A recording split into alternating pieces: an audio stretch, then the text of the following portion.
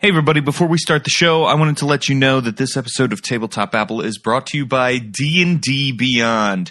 D&D Beyond, you know them. They are the incredible product that makes D&D super, super easy. I have it and I love it for writing. I use it all the time when I am writing D&D products. It helps to not have 16 books open across your desk, nowhere to put your keyboard or laptop. I love to have this resource where I can just look something up right away. Bada bing, bada boom, it comes right up. I'm sorting through monsters by CR. I am having an easier time writing encounters, and they're always improving it. Things are always getting better and better, and it's already such a powerful tool. It is without a doubt one of the greatest tool sets you will find for bookless D&D play. Check it out. They're always having sales. They are always doing cool stuff, and they have those awesome videos from Todd Kenrick. They have great articles from Joey Hake, who is one of the greatest game designers who has ever lived. So check it out. Go to dndbeyond.com. Distress code 2915. I repeat, distress code 2915. This is Commander Jaren Grenego for TN Combine Ag Hub Abattoir 8 Conviction Orbit. In the last hour, violent behavioral instability broke out across our station. Cause undetermined. We had 428 on board. Workers, crew. A good few of them lost their minds and started... What? No, I didn't hear anything. Go check. I'm transmitting. Hold on. No. Don't open it! Just lock the fucking door with the file!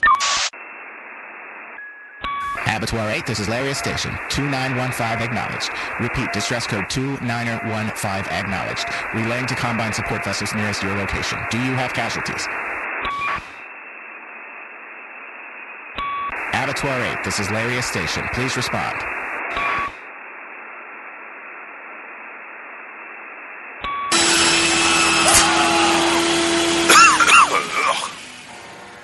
Lyria, do I talk to you now? Because I just want to put it out there. I think I really earned this. This is Tabletop Babble. I'm James Introcaso.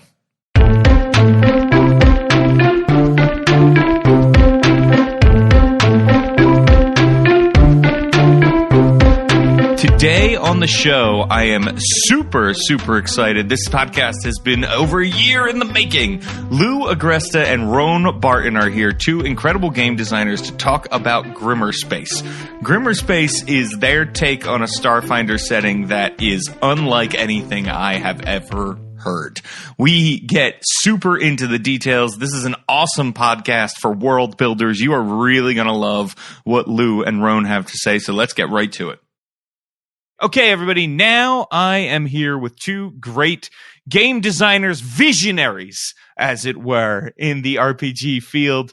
Rone and Lou, welcome to Tabletop Babble. Let's go around the table and let the audience know who you are and what you do in the world of tabletop role-playing games. And Lou, let's start with you. I'm a designer. I write. I edit.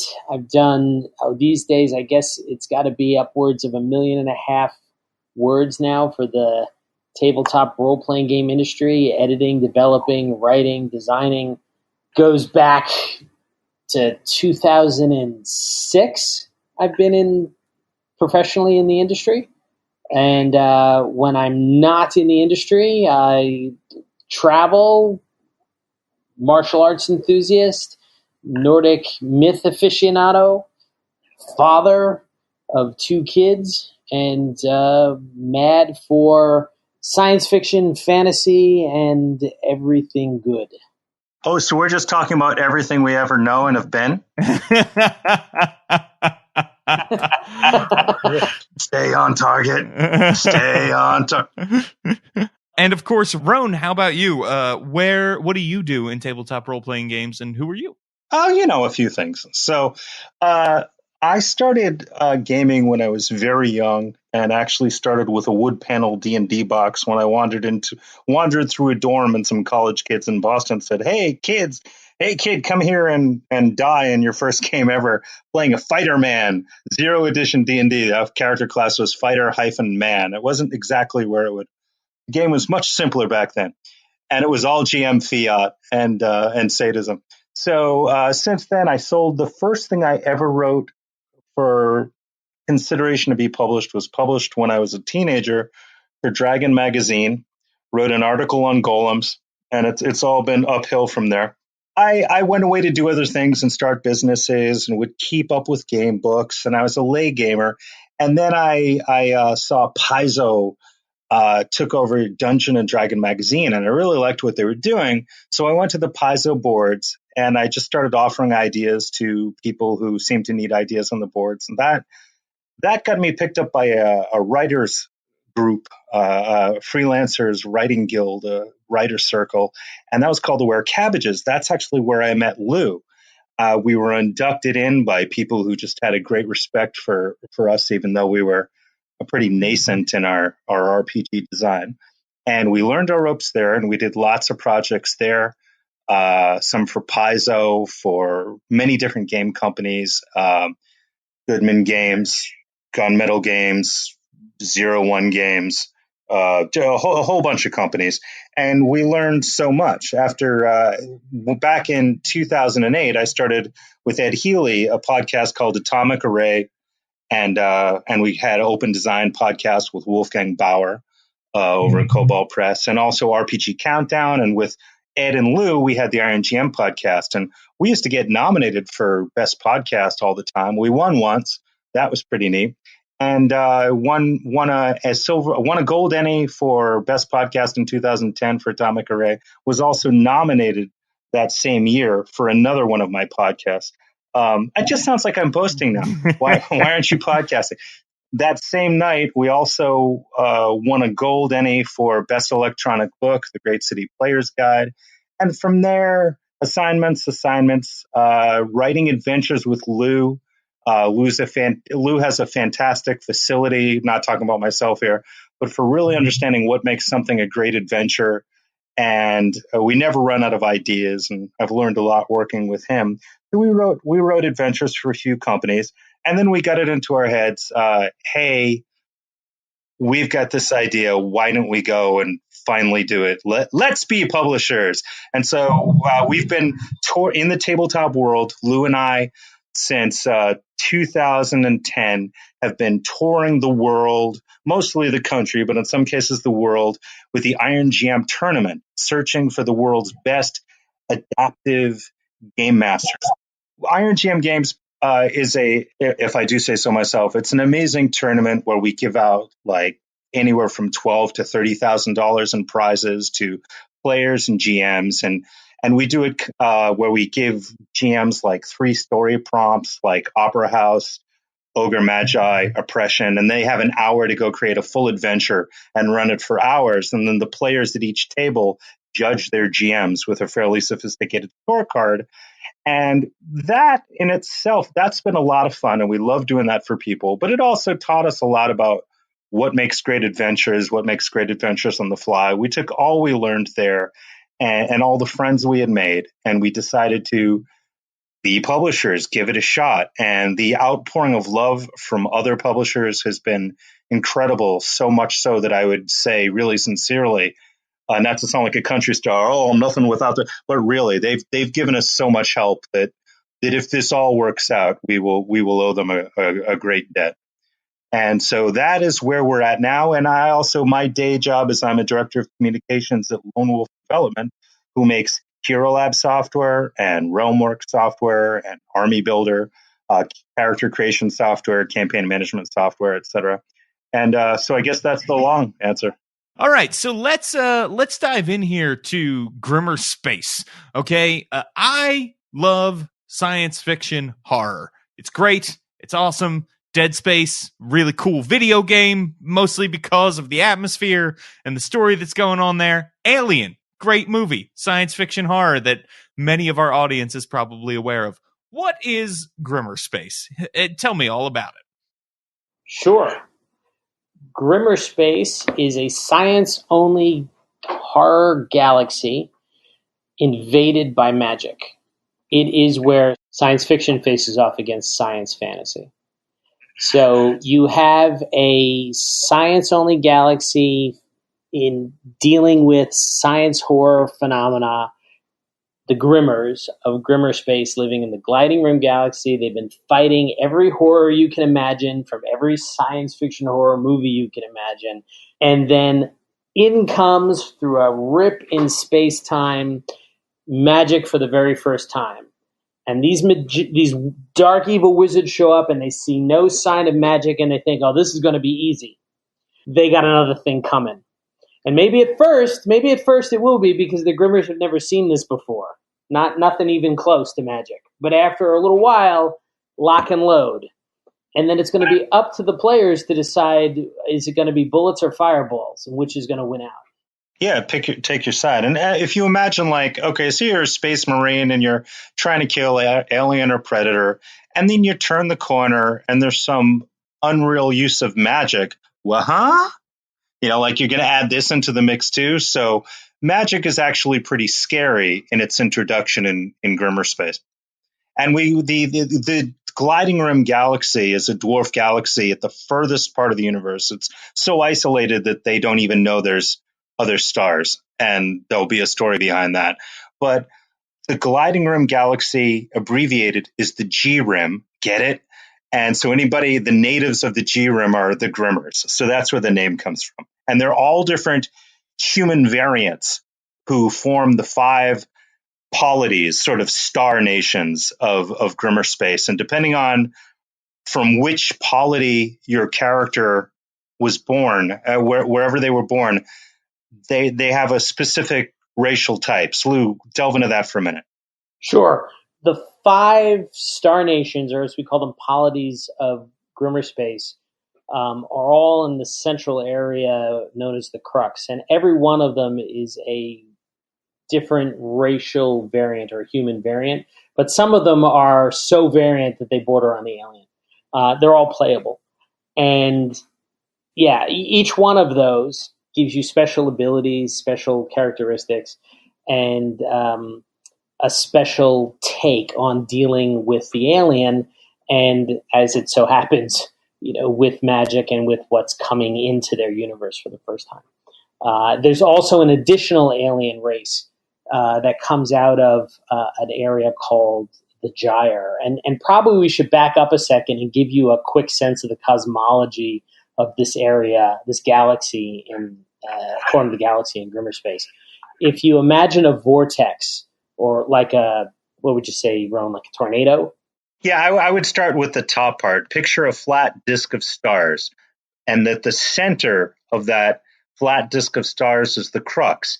As you move outward from the crux towards the edge of this circle, this plate of luminosity, that's called the edge. But then there's these 2 arms of a double bar spiral galaxy that, through some force of some strange gravity, have actually pulled them down and then intertwined them like a tornado. It forms a vortex. So a tornado if there was a plate on top. And things might come up from the gyre, terrible things, but you don't go down into the gyre. And if you do, you don't go far. Or if something comes back claiming to be you, don't trust it. Yeah, there be dragons. In the Crux is where the civilization is, and the history of the Crux is the history of pushing out toward the edge, where things get weirder, stranger, darker, more difficult. Creatures and civilizations, whole species, have at times come up out of the gyre and settled, or tried to settle, from the edge in toward the Crux. And every now and then there have been alien species that have come in and have been accepted by the Crux nations, the polities. One of those alien species are called the Zoom. They're a playable race. What are also a playable race in Grimmerspace are the Starfinder default setting races, who have been present if you want to play with them in Grimmerspace long enough to settle and have one generation of children grow up to become adventurers themselves. In talking about the Zoom, they're kind of these little red people They've got special abilities when it comes to being in zero G. It's as if they were born to space. And when it comes to the particular polities, the polities are all very different from one another, and each polity engenders even a kind of horror, some sort of subgenre of horror. You're going to find more of it in a place that's like there's the eminent spectrality, for instance. And the eminent spectrality is where you go for gothic horror. Even though it's a technic civilization, it's a fairly superstitious one. And the people who live in there are it's stratified between the richest and the poorest, noble families who rule all, and they are always working towards immortality. That's their big thing. They want to live as long as possible. And so what you get out of that place, if you're from that place, is the ability to do really interesting things with genetics, very morbid, interesting things with genetics. Lou, tell them about the Recombinator character class, for instance. Let's give it a little structure to this, right? So we have, like we said, we have the crux, the edge, and the gyre. And then we have our 5 polities, each with its own member race that's playable, each with a different variation of human pushing to the edge of being human. Well, like Rone just stated, they also each represent a different kind of horror, because we look to explore about 15 different kinds of horror so far across the Grimmerspace adventures. So with each of them also representing a different kind of horror, as we started designing them, what came out of that naturally were certain class options and player options that grew out of the sort of horror that we were looking to or found ourselves exploring in that polity. And the instance and example of that would be, as he's saying, take the polity, the eminent spectrality.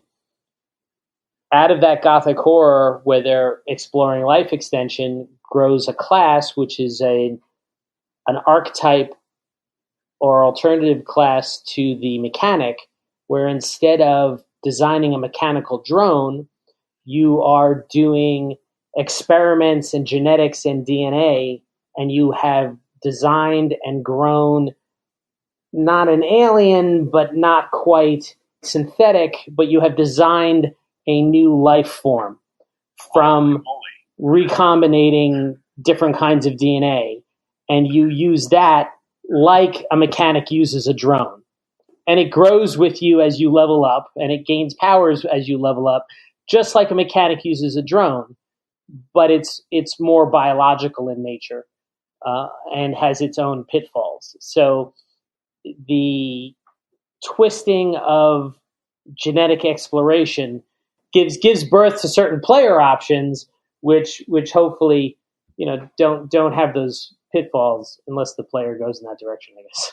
One thing that I'm really psyched about in this setting, right, is you have this sort of magic invasion, and magic itself feels kind of like a monster, this horror thing, right? This thing we don't understand that is coming, that these evil mages are using. And like you said, you have the option of players have the option of playing for either side. So is this a thing where if players choose one side, is it more science versus magic? Like, is that what we're looking at here, that people are trying to use science to stop? Or have they started using magic too to stop magic? Well, that's interesting. You sort of choose where you want to swim in Grimmerspace. Is there an invasion happening? Is there a trespasser bent on conquest in Grimmerspace? Yes. And do they use magic? Yes. And does the magic follow them in from a part of the universe that allows magic? Yes. So as long as they're close enough to that place, they can use their magic. Otherwise, they have to use agents if it extends past the power of magic. But they're moving to try to extend the force of their magic. And the thing is, there's some planets on the edge near this rip in space-time that are having magic surround them, and certain people are realizing natural talent, latent gifts with magic. Those players aren't bent on conquest necessarily, but as the Grimmerspace storyline progresses, it's natural that magic could be mistrusted. So what do you do if you're a mage? It's just, if you have magic powers, it sets up some potentially interesting story tension. The answer to the question is yes. And the reason the answer to the question is yes is it's up to you to decide which direction you want to play it. Got it. We're designing it so that you can make a choice about where in the storyline you want to play, and then you can make a choice about how you want it to be positioned. So there's a magic. You can pick a point in the progression where magic is ubiquitous and people have it, and they simply don't understand it yet, and they don't recognize it when they see it. And there's a subculture that uses it through access to a substance that we're calling moat. Or you can play it where it's only just begun to leak in and is still absolutely the frightening thing that is being fought tooth and nail. It's your choice. Nice. And this is a setting with tons of options for Paizo's Starfinder, right? Correct. And is this an idea that you had and you were waiting for the right system to come along? Or was it you saw Starfinder, your game designer brilliance just starts going, and that's where it came from? Like, which came first? Well, here's the thing, though. The idea came first and Starfinder came the same day. So it was the same conversation in Lou's kitchen. What is it about the Starfinder system that makes it good for Grimmerspace? I like when science fiction is science fiction, and I've never been a Spelljammer was okay back in the day, but I like when science fiction is more science oriented, and like gnomish illusionists in space is just a little. It totally works when it works. It's just not my preference. And I said to Lou, like, what do you like? And Lou's like, that he actually does like, magic. And so we had a Reese's peanut butter. You got your chocolate, my peanut butter. And that's where I was trying to goad him into, hey, let's start something here. Why not create a setting where if you've got a preference, rather than just play one game or the other, you actually have a chance to battle the side you don't want to be. So there's no wrong way to play Grimmerspace. If you want to shoot a mage in the neck, you can. If you want to use your magic to make technology bend to your will, you can do that too. You can find it all there. The tension of, hey, I don't like a lot of magic in my sci-fi versus, no, I like a lot of magic in my sci-fi. Pitting those two preferred aesthetics against one another is part of the core tension that makes the whole game setting pop. Starfinder's default setting comes magic heavy. So in order to make them clash, we have to create the one that starts out less magic heavy, so that you have the two pieces. The peanut butter already existed. We needed to make the chocolate so we can smash them together. What's cool about this is, in its basest form, if you will allow me to get this sort of very top level with it, right? This is almost a Star Trek, Star Wars debate in a lot of ways, right? Right, and it's like it's Star Trek if you went to Starfleet Academy the worst week they ever had. Like, just something terrible happened. Nobody wants to talk about it 20 years later. That's Grimmerspace. So it's Star Trek minus the clean hallways. Right. Yeah, and obviously not very Star Wars either, in this, because you don't have a lot of even the most evil people in Star Wars aren't really. I was gonna say Darth Vader would be a Grimmerspace pussycat. Mm-hmm. Yeah, exactly. Which is, that is awesome too, right? This idea of horror that is sort of in there. This idea of the grimmer aspect, not just the space aspect. Let's talk about that a little bit. Why did you want to lean in that direction? Why was it important to go darker with it? Well, because we can, really, because I like good horror and I dislike what I consider to be bad horror. And I find a lot of horror to kind of be bad horror. Horror is this thing that I keep going to because I keep wanting it to be the good stuff. I keep wanting it to innovate. I don't want to see just a formulaic carbon copy of the thing I saw before. Just like any form of literature, horror can reach brilliant, brilliant heights, and I am a fan. And so to have science fiction setting, well, a lot of people have a science fiction setting, but to have a science fiction horror setting that really does the job, that really delivers science fiction horror and not just vampires in space. Although if you're a game designer or a fan of a vampire in space game, I mean, no disrespect, I'm sure it's fun. But the idea of really cutting to what actually makes situations scary, really gendering fear at the table. We have some pretty, I would say, astute academic opinions and understanding of what makes good horror. And so we're doing it because that way Grimmerspace will have its niche. Lou and I love all different kinds of literature. And I'd say my favorite genre in the world of anything is probably comedy. I like to laugh. But when I do horror, I like to go pretty next level. I like to, they say if you're going to make a Western, make the best Western that's ever been made, or make the Western you've never seen before.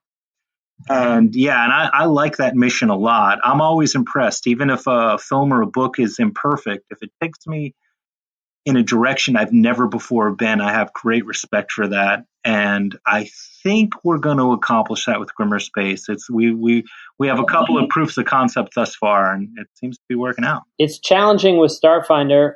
It's challenging in the sense that they give us the constraint of style.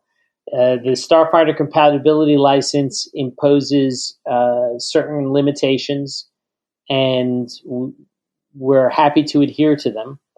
But it does mean that we have to walk right up to the edge sometimes in order to meet that mission, and we have to be careful not to go over it if we want to keep our compatibility license.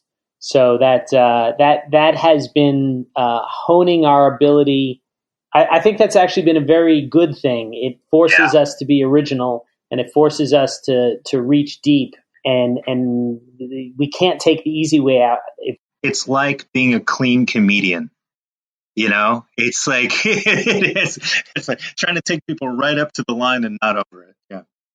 When I think about horror and good horror and bad horror, right? Obviously, there are some horror movies where it's like, well, I don't know, it was horrific because there was pools of blood and people were getting torn apart, but I don't know how scared I was. I don't know how, I think of a lot of great horror movies that have come out in recent years that are practically bloodless. You know what I mean? People talk about Get Out. Absolutely. Yeah, Get Out, which, remember back when that was the Stepford Wives, the original, the idea that the people aren't whole around you and that they're all enslaved. Very, very scary, timeless themes. And the thing is, our first adventure, Abattoir 8, written by Richard Pett, and then Lou and I came in and did additional design. That is half of a full adventure. And in total, it starts off the first half of the adventure, the part that we're giving away. It's a complete adventure, but it's part of a 2-part story, like continuing the adventure. The first half of it, the part we're giving away, is definitely kind of like video game survival horror meets splatter. And splatter is kind of the unwanted stepchild of horror. It's the black sheep because it's usually used just like you said, James, like, oh, there's blood, so be scared. Oh, is that an intestine? Oh, I'm so scared. And, one thing I tell our writers is a vampire, and I give this example, a vampire appears in Ravenloft. And people playing Ravenloft may have been scared that they were fighting a vampire in a game. However, unless you're brand new to the world, you know how to kill a vampire. So it's like, oh, I'm really afraid of what? Level drain? Yes, of level drain. I'm afraid of level drain. That's my great terror in this situation. But if a vampire had your significant other dead and by the neck as your party surrounded it and was spinning with your significant other hanging from its mouth as if it had no weight at all, like a mouse in a cat's mouth, as it spun to face you with preternatural speed, that person who just had life in their eyes, that person who you love, is now just a prop in the mouth of a predator. That scene reminds you that you're vulnerable, that you're not the top of the food chain. That's an unstable moment where you realize maybe you don't feel so safe. What if you're not hero enough? It's an extreme example, and like we don't actually have vampires, but I just use that to sort of say it's not the monster, it's not the blood. It's sometimes the specific, unexpected, and discordant tones you hit. We've got a scene at the very beginning of the Abattoir 8 adventure, which I guess I won't spoil, Lou, but we've got a sort of breeding that just chills the heck out of people. And it's a nothing little thing, but it's the thing you've never seen before. It's not violent, not overtly so, just giving them that one little moment where it's like, I've not seen this before, and that's chilling, and why is he smiling why he does that? You know, that sort of thing. It's those crossed wires in your brain, kind of like comedy. Comedy works because, oh, I never thought of it, but you're right. And it's also kind of like a punch that knocks you out because it comes in at an angle. Comedy sometimes works because you're like, wait, what? And and horror can do that too. The surprise factor of, I've never seen that mixed with that. I was watching this TV show called Millennium way back in the 90s. It was done by Chris Carter, you know, from who did X-Files. And he did the show Millennium with Lance Hendrickson. And the start of one episode, they showed this happy family around a table, and it was this almost slow motion shot, and they're playing this happy 60s song, and everything's so happy. And then suddenly everybody just starts like dying from Ebola. And I was just like, I was like, what's going on? You know, because they so had me with the happy family. I was like, oh, I wish I had a family that happy. Look how this is like a Kodak commercial family. And is this Thanksgiving? Is this a happy Sunday? And then they just hit that gear where suddenly it just went terrible from there. And they set up my expectation one way, and then they dashed it against the rocks and broke it open. So the tricks of horror are like that. It's not the elements, just like you said, James. It's really how you use them. Don't go anywhere. There's more Tabletop Babble coming up. Hey, everybody. I just wanted to take a quick break to let you know about an amazing book currently on Kickstarter, the Trilemma Adventures Compendium from award-winning writer and illustrator Michael Prescott. For 5 years, Michael has been making fantastic 1- and 2-page adventures and giving them away for free. Now, he's putting them together so you can get them all in a single hardcover and PDF. Each adventure has a gorgeous illustrated 3D map as the centerpiece for a really cool scenario, all done up in clean 2-page layout. All you need to do is open the book and you're ready to go. Trilemma Adventures work great as one-shots. You can link them into mini-campaigns, or you can build them into your own setting. It's no surprise that Michael is a 3-time winner of the 1-page dungeon contest. Just looking at them will give you 10 ideas on how to use them in your game. When the Kickstarter launched, there were going to be 48 in the book. But now, there's a bonus adventure, a full-color campaign map, and a bestiary with more than 90 brand new monsters to slither, crawl, or fly onto your gaming table. There are more goals ready to be unlocked, but time is running out. It all ends Thursday, May 30th. So check it out now. Go to Kickstarter.com and search Trilemma Adventures by Michael Prescott. That's Trilemma Adventures. Check it out. I really have always loved Michael's stuff, and this is just a joy. I am backing it. There is another collaborator on this project that we should mention. We should talk about Sean Astin being involved in this. We all know Sean Astin. We're nerds. We've seen him in a bunch of stuff. How did he get involved, and what has his involvement been with Grimmerspace? Sean is working as a creative developer on the project. And that means that he's looking at the ideas, and he's looking at the text, and he's looking at what we're coming up with, and he's telling us where it could be better, where it could be stronger, where he gets or doesn't get things, and where he'd like it to be more cinematic. He's a really powerhouse creative, and he comes in and he adds his ideas to the mix and turns up the knob from 10 to 11. As you can imagine, he's a busy person. So we get to work with him in bursts. So when we get that window of time, we sit down with him and send him stuff, and we get notes on them, and we go back and forth. And so far, he's already been giving input that's substantially affected and changed the setting. But I think what James really wants is this truthful answer. We won him in a poker bet. I knew they were trading Sean Astin's around there in Hollywood, just betting him. That's how he wound up in Stranger Things.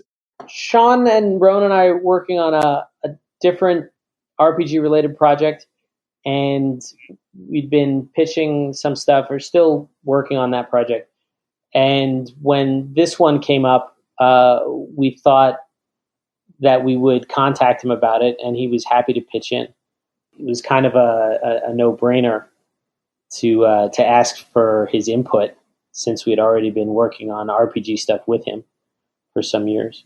Yeah, very cool. It's very cool that he is involved, but even without Sean's involvement, this is like a ridiculously cool sounding setting, and it sounds like a lot of love and work has gone into this, and I know you all are super excited about it. So let's talk a little bit about the Kickstarter, which we're recording this podcast before the Kickstarter, but at the time people are listening to it, it is live. And as I said at the beginning of this podcast before these guys were introduced, you should definitely already be on Kickstarter checking it out as we're talking about it.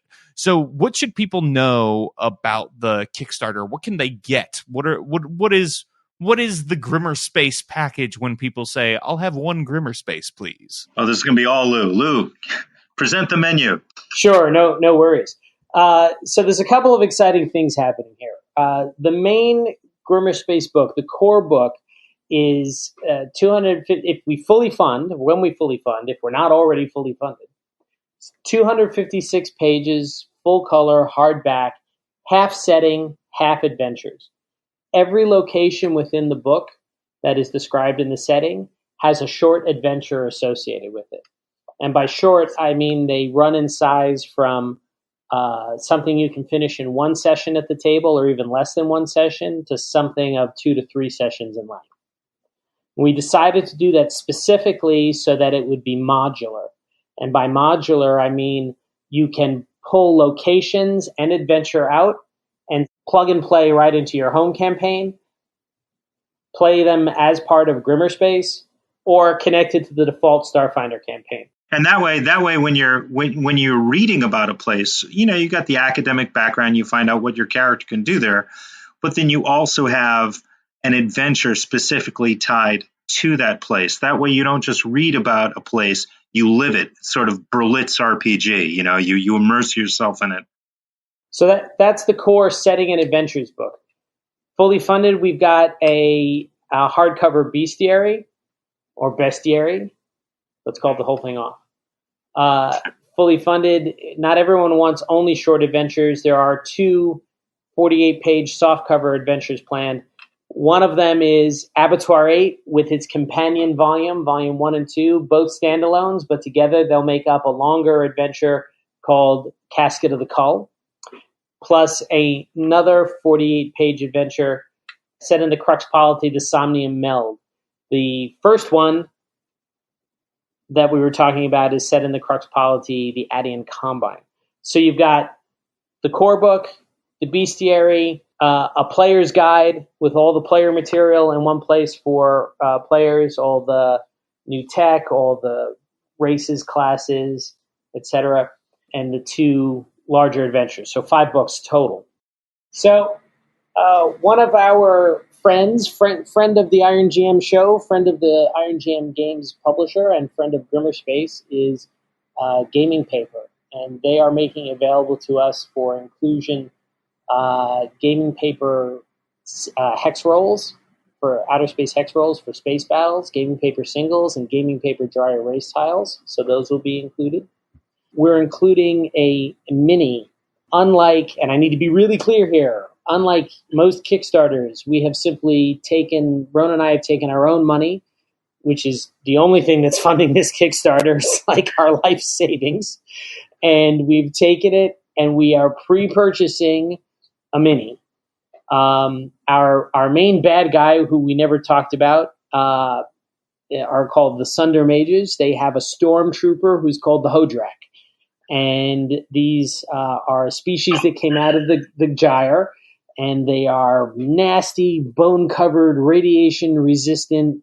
Yeah, they're super beasts. And they don't actually wear clothes. They naturally grow bone plates, kind of like a crustacean, and they're about 7 feet tall. They're real nasty, and they live on planets with heavy metals and radiation. They chelate those heavy metals out through their own bone, which makes the bone steel strong. And they are basically born knowing how to run around on something about as strong as some power armor. Yeah, and because they're naturally radiation resistant, they could care less about how sloppy their weapons are. So they're carrying around overclocked fusion reactor weapons. So we went ahead and contacted Effin' Cool Minis and some master designers to design a Hodrak mini for us, spin that out. We're doing it in metal, and we're pre-purchasing them.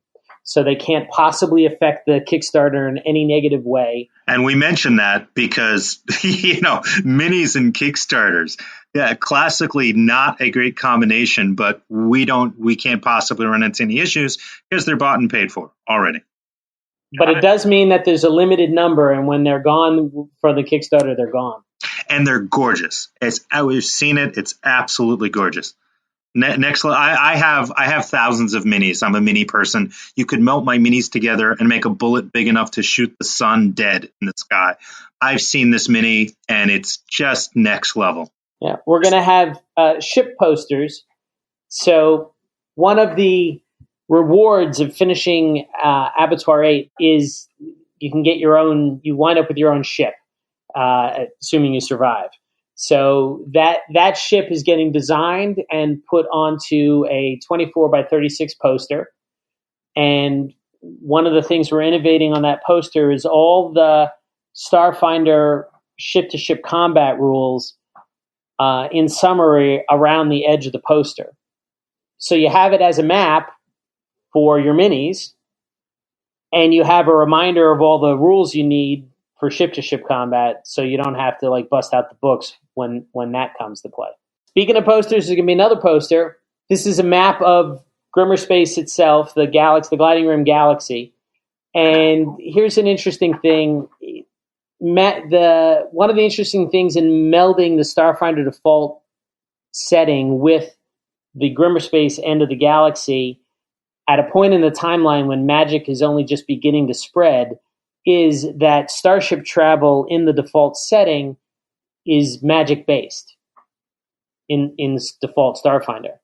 So there has to be another kind of starship travel in Grimmerspace to begin with, and we had to invent one. So we do, and they are integrated and related, but different. And so you have something in Grimmerspace initially that is called, think of it like jump drive travel. And unlike in Starfinder, a simplified abstraction for food, water, and fuel are in play. But nothing that we wanted anyone to have massive bookkeeping headaches over. We're not trying to create a simulation or introduce something like a simulation. So we've created a navigation map. And that navigation map includes a navigation system that we've invented, as well as a measuring key. So you can take a ruler or a string and say, I'm going to go from point A to point B on the map. And I can take that string to a key on the left and hold it up against it. And the length will tell me, oh, I need that much fuel. And then I slide it over to the next column and it says, oh, that's how much air I need. And I just slide it over to the next column and it tells me how much water I need. Oh, that's awesome. And it's simultaneously a map of all the important places in the Grimmerspace Gliding Rim Galaxy universe. Nice. That's really cool. I love that.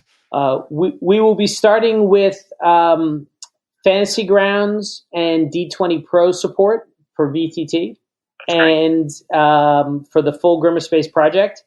And I'm currently working on, we'll know by the time this is live, whether or not we succeeded in Roll20 support for Abattoir 8, the adventure launch, the adventure that we're giving away. But wait, there's more. That if we hit the stretch goal, that monster, that bestiary, will also come out as a tarot-sized monster deck. Oh, cool. Yes. Love that.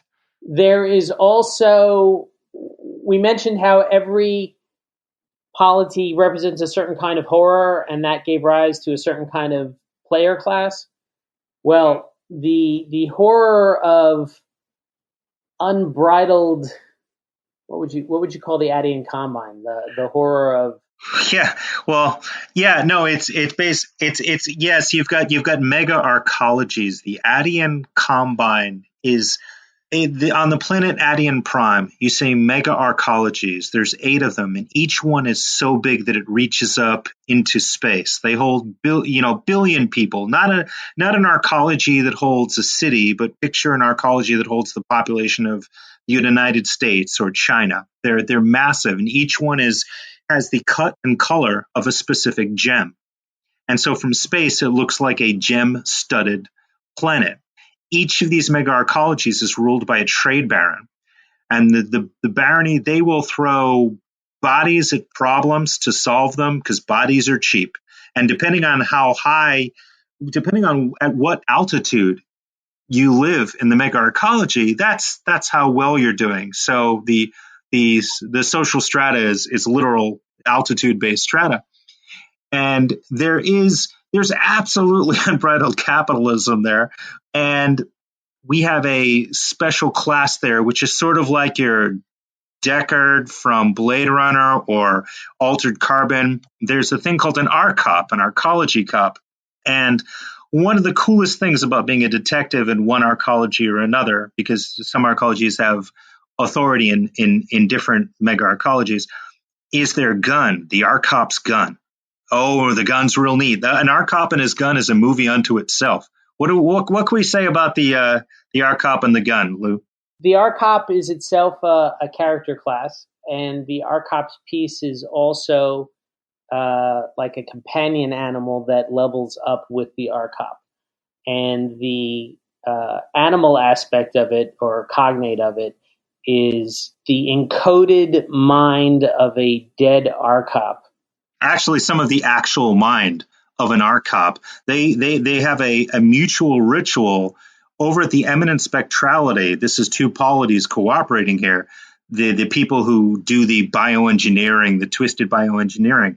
The Adian Combine will send arcop recruits over to the Eminent Spectrality, and those who become arcops, they go through a ritual where they get bonded with their gun. That is an ex-detective who's volunteered his memories to help the next generation of arcop, stuffed into a gun. So the arcop has a gun that can talk to him or her or they. And it's a detective who's done this all before, who's been down these roads, who knows that gang. What are you doing? Why aren't you listening to me? The gun has to be fed. It's kind of like an arcop and the arcop's piece. It's like a cop buddy film, and there's nobody else around, just a person and their gun. And the gun can do some really neat things tactically. Lou can get into that. Yeah, so the gun's design mechanically is that it contains multiple kinds of ammunition simultaneously. So you're armed with crowd control suppressant, a direct fire, and an area fire ammunition, and you can switch between them and assign them to different trigger combinations depending upon the situation. And as you level up, the abilities that you can assign to the 3 triggers and their effects increase exponentially, as you level up. As do the tricks that you can teach the mental presence living inside your gun. Story-wise, this is supposed to be your buddy partner, as Rone explained. Whether or not that's always the case, remains to be seen. And then, of course, certain arcops are loaned out on missions outside the Adian Combine, and that's where adventurers come in. And on the side of the gun, there's 9 different colored gems. There's 8 different colored gems around a central gem, which is diamond clear. And one of these outer gems will be lit up depending on which mega arcologies you have authority in. And if you ever see anybody who's got all of the gems lit up, including the central diamond, that's a special kind of arcop who actually has authority all over the planet of Vadium Prime and beyond. Even to investigate the trade barons themselves, if they have. And it's sort of like your badge, like, who are you? And you can slap your gun down on the table, and depending on how it's lit, you're showing who you are. Your gun actually is your calling card. It is your authority. It is your papers. Okay, now why did we tell you all that? We're actually having those guns made. We're having props of those guns made, not something you can actually use for crowd suppression, man. Yeah. Yes, a number of fans have offered themselves to have their brains extracted. No, we're having props made. Yes, but this is a high quality. This isn't a toy. It doesn't take batteries. It's a beautiful movie quality piece. It's a big gun. Hold it in your hand. Looks great, and it's got a little bit of flavor of, like, the old detective noir, but it's very much a futuristic handgun. Really pretty. We're also working on some deals for specialized dice for the setting, and in particular, at the moment, we're designing a sanity system for Grimmerspace and a specialized dice to represent that. So so we mentioned the eminent spectrality and how you have recombinators there. That's a character class. And in the Judge Dredd-like RCOP. Sure. Let's go to the Somnium Meld, and let's talk about the Quantum Seer. The Quantum Seer, the Somnium Meld, to explain. Lou, explain how very quick to set it up. We have to explain a little bit about what makes the meld the meld. In the Somnium Meld, everyone is connected via direct neural interlink, but that direct neural interlink has gone beyond the pale and also connected them into a collective unconsciousness that turns out is a quantum realm unto itself. The result of that is that certain members of their society ascended and became unto dreaming gods. And they are called the Dream Magi.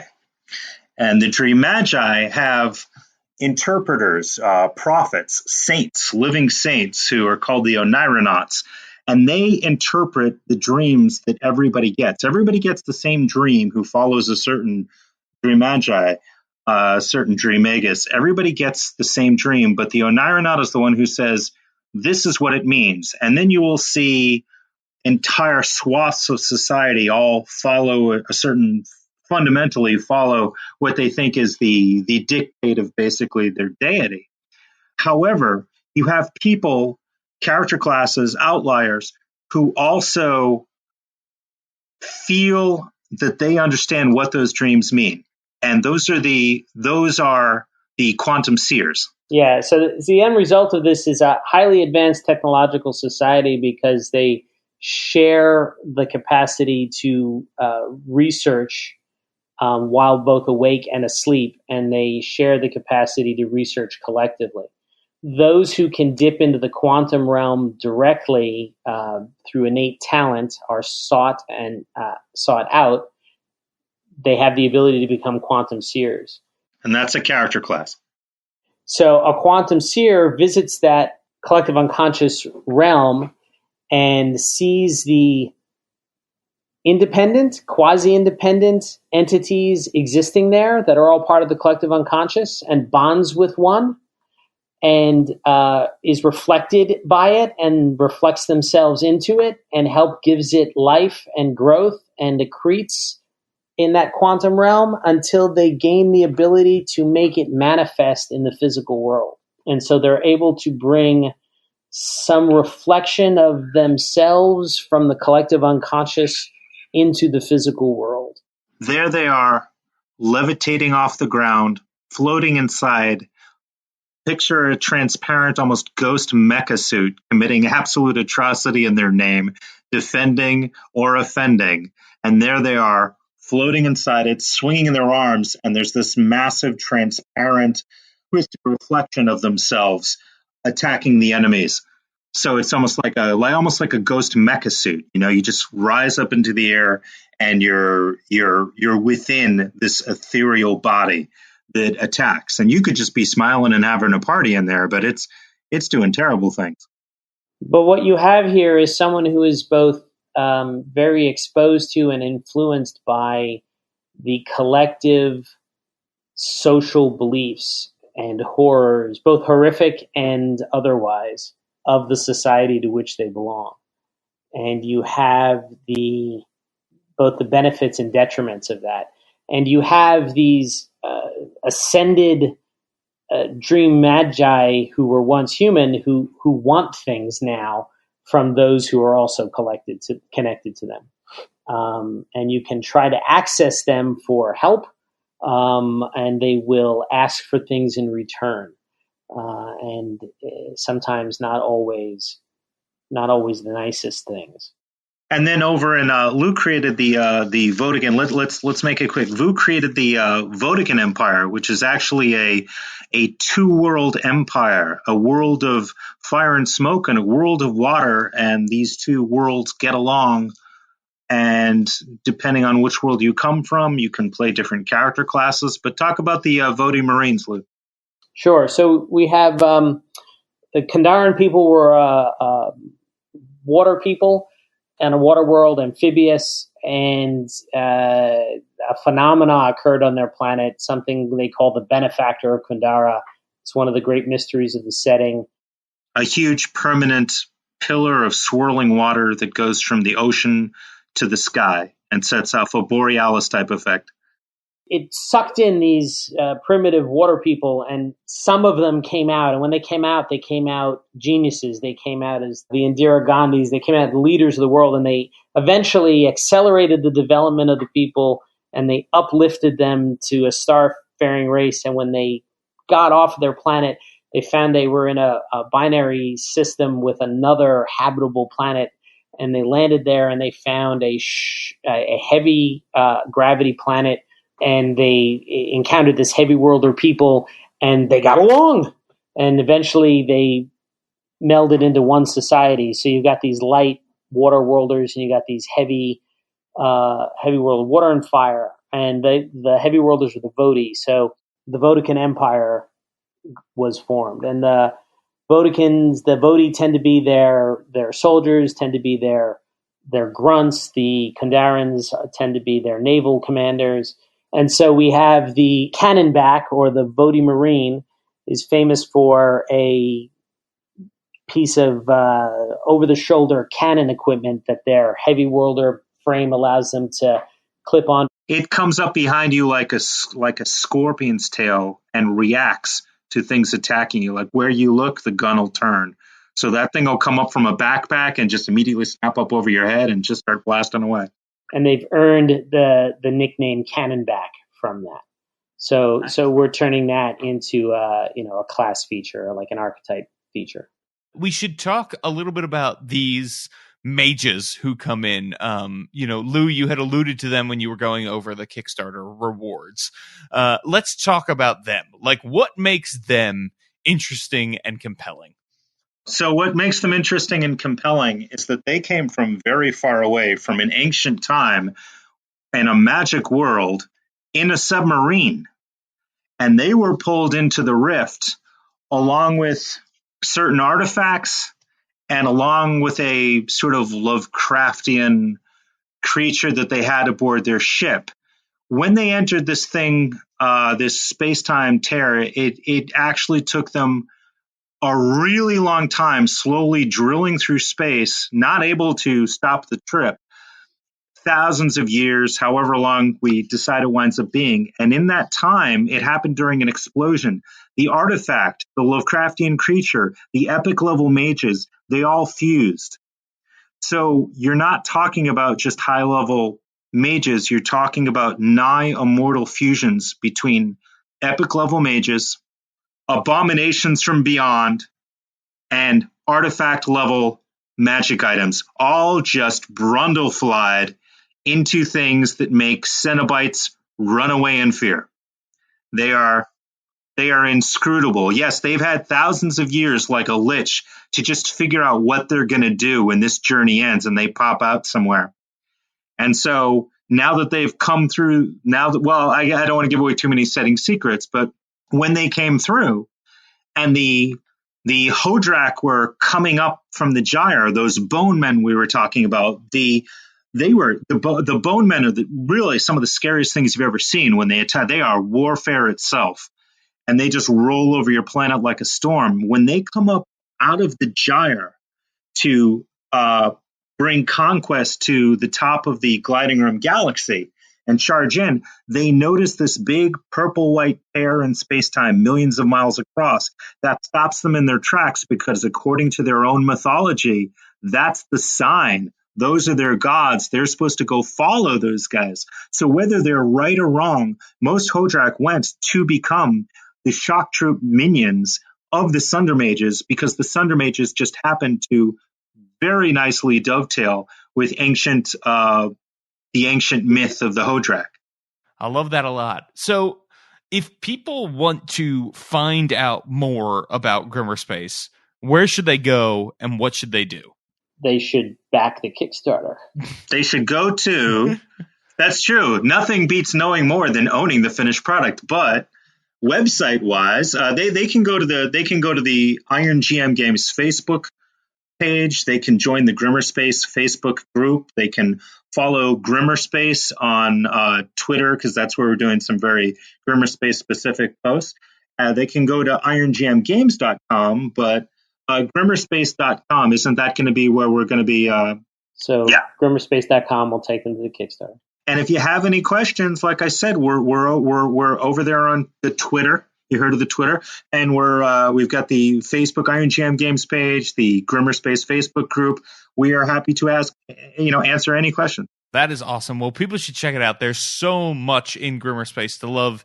It is a super rich setting that sounds like it's going to have a ton of new rules options, and it is going to let you play Starfinder the way I want to play Starfinder, which is really awesome.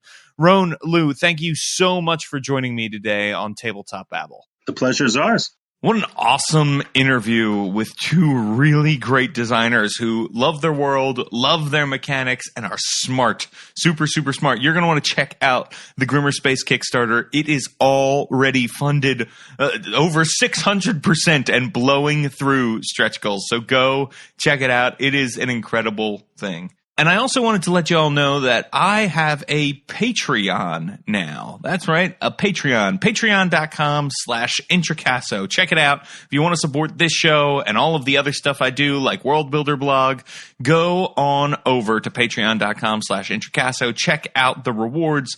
You can get some cool stuff as low as $1 a month and help determining the content that we hear on this very podcast. There's also some extra content there for people who pay a little more. So go check it out over at patreon.com/Introcaso. You know, Tabletop Babble is still a new show and we could use your help growing. How? Head on over to iTunes and leave us a review.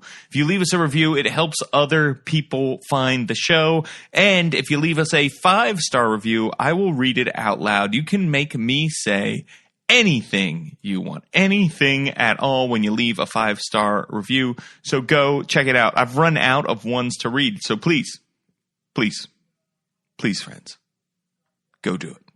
All right, people, you can find me on Twitter at James Introcaso, and you can check out my blog, which is all about the D&D design work and other cool stuff I'm doing over at worldbuilderblog.com. Also, wanted to let you all know we got a new podcast on the network. Two new podcasts. The first, Redemption. Redemption is new to DSPN, but not new to the world of podcasts. They're an incredible Star Wars RPG actual play set in the time of the Clone Wars. You are going to love it. It is heartfelt. It is real. It is super, super well edited. The cast is amazing.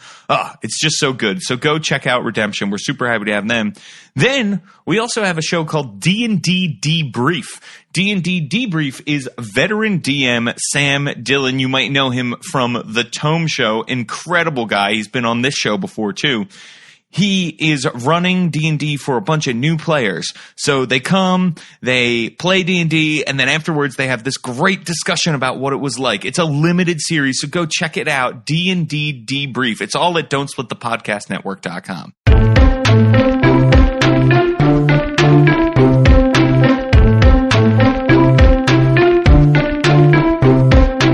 You know, Tabletop Babble is a show on the Don't Split the Podcast Network. Thanks to Rudy Basso for founding it with me. Our theme music, which you're listening to right now, was provided by Battle Bards. Don't forget, RPGs are like sex.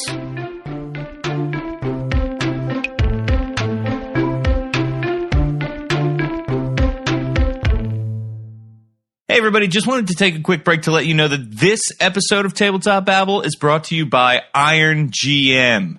The Grimmerspace Kickstarter, which we just heard about, is live.